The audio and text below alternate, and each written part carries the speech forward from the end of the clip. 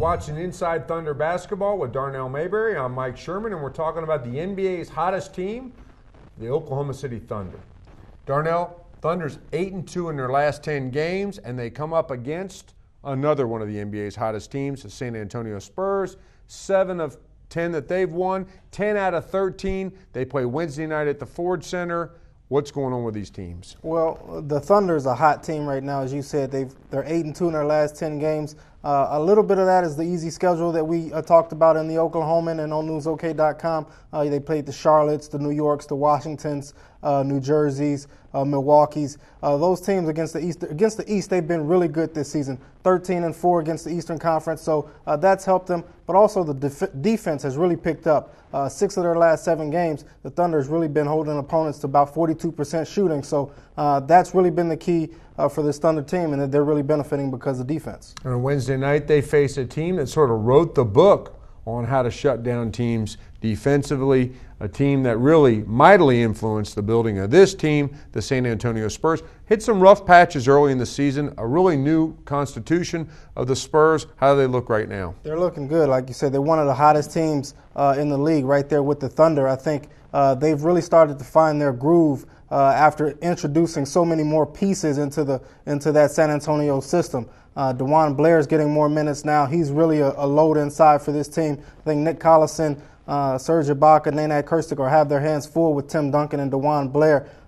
Tony Parker, Manu Ginobili, Richard Jefferson, sort of your typical characters. But guys to watch off the bench, you have to pay attention to a guy like George Hill. I wouldn't be surprised if they put him on Kevin Durant. One thing I'm going to blog about on the Thunder Rumblings blog about how little guys are starting to guard Kevin Durant and what kind of different look that gives Durant. So look out for that against the San Antonio Spurs. Speaking of Durant, Darnell, a lot of praise right now for Durant and his defense. You've written about it. SI.com had a piece on it today talking about a guy that long. All that's missing from him being an above-average defender is effort, and we're seeing it. Yeah, we're seeing it. I mean, you look at the way he played against the last two opponents, the Knicks and the Pacers. I mean, he's getting out in passing lanes, getting deflections. A couple people took it to the rim the last 2 games. He's coming up with block shots. So I think his defense has really improved. Individually, I think his man-to-man defense, it's always been tough for a guy like that to play both ends of the court because he needs to expend so much energy